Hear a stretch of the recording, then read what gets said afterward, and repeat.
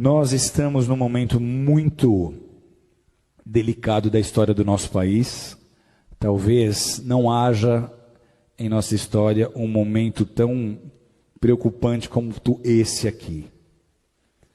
Nós temos visto, nos últimos anos, o país mergulhando numa crise moral. É uma crise financeira, é uma crise política, mas antes de qualquer coisa, ela é uma crise moral. Você que fez o módulo História da Igreja comigo, você já tem mais fundamento e mais discernimento, porque eu te trouxe informações das raízes da maioria dos partidos de esquerda. Eu não consigo entender líderes evangélicos que se dizem marxistas ou socialistas. Por quê? Eu já contei essa história aqui inúmeras vezes. Eu sou descendente de russos e polacos que fugiram da Revolução Comunista em 1917. O meu avô chegou aqui no Brasil 2 anos antes. Meu bisavô, já crente, correu de lá. Por quê? Porque essa revolução, ela implantou o comunismo em muitas nações, como Polônia, como Ucrânia, como Romênia, entre muitas outras, e simplesmente eliminou, extirpou, extinguiu as religiões onde quer que essas nações estejam sendo dominadas. Eles prenderam pastores e eles mandaram pastores para Sibéria para morrer de frio, para serem torturados e morrerem congelados. O bloco da União Soviética, ele mergulhou numa densa treva espiritual, numa densa escuridão espiritual por 70 anos. Você chega na Rússia hoje e tenta pregar o evangelho, as pessoas não têm ideia nem de que seja Jesus. E essa filosofia é a filosofia que move todos os partidos de esquerda. Os ideais desses partidos são os mesmos ideais de Karl Marx, são os mesmos ideais de Engels. Na loucura das suas ideias revolucionárias, eles começaram a pregar e a ensinar que a desigualdade social que eles deveriam combater começa na família. Eles começaram a dizer que antigamente, se você lê a literatura que fundamenta as ideias desses partidos, eles começaram a pregar que a desigualdade social ela começa na família, porque lá atrás, segundo eles, quando nós viemos dos macacos, não havia marido e mulher. Todo homem era de toda mulher era de todo homem, e os filhos não eram de ninguém, os filhos eram de todos, como os animais. E todos dividiam e compartilham tudo aquilo que eles tinham.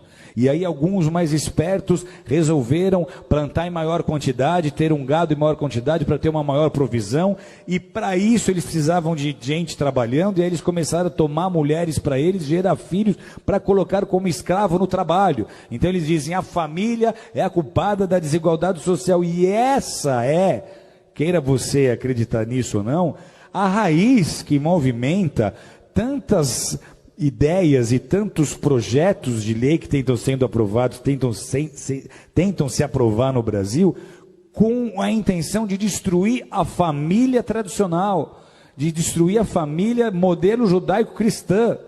Esses são os partidos, amados, que estão imputando na educação as cartilhas de gênero sexual, como nós temos vendo, de ideologia de gênero.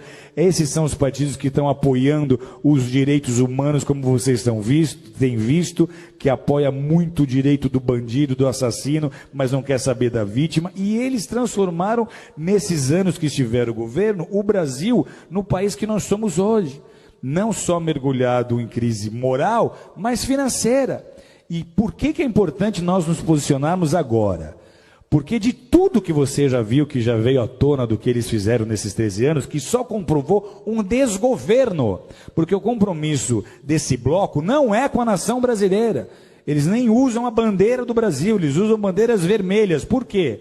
Porque lá em 81, o nosso ex-presidente Lula se juntou com Fidel Castro, eles formaram o Foro de São Paulo. O Foro de São Paulo tinha o ideal, lá em 81, de transformar todas as nações da América Latina em nações socialistas, em nações comunistas, e eles conseguiram então unir essas nações e edificar uma espécie de União Soviética na América Latina. Parecia uma ideia utópica, só que olha a que ponto eles chegaram. Então, para esses grupos e para essas lideranças, o objetivo é transformar o Brasil em parte de um Estado maior, essa América Latina comunista. Eles querem que em todas as nações da nossa América do Sul, da nossa América Central, ocorra o que está acontecendo hoje na Venezuela. E esse seria o caminho se nós não tivéssemos vivido as interrupções que nós vivemos. Por que é um desgoverno? Porque os nossos presidentes passados não governaram com o interesse de beneficiar o Brasil, mas eles usaram dos nossos próprios recursos para construir porto em Cuba, para ajudar países na Bolívia, para ajudar países que têm a mesma mentalidade que eles. Então, se nós permitirmos que um partido qualquer de esquerda, com essa mente e com esse coração, suba ao poder mais uma vez, o Brasil não vai resistir. Vocês estão entendendo o que eu estou dizendo? O Brasil não vai aguentar. Financeiramente vira caos. Vira caos, porque a economia para estar ativa, ela depende de investimento externo. Os investidores não vão botar dinheiro num país em que eles não têm confiança, ok? Então, se sobe um líder de um partido desses e ele tenta botar um bom ministro da Fazenda para tentar convencer os investidores de que tudo vai dar certo, isso não vai funcionar. Vocês estão entendendo ou não? Então, vira caos. A grande preocupação qual é? Se esse governo agora, essas eleições agora, sobe um partido como esse, a crise que nós estamos vivendo, ela é tão séria que a gente teme de verdade até uma revolução. Porque vai ser muito fácil as pessoas do centro, oeste, sul e sudeste não aceitarem esse governo.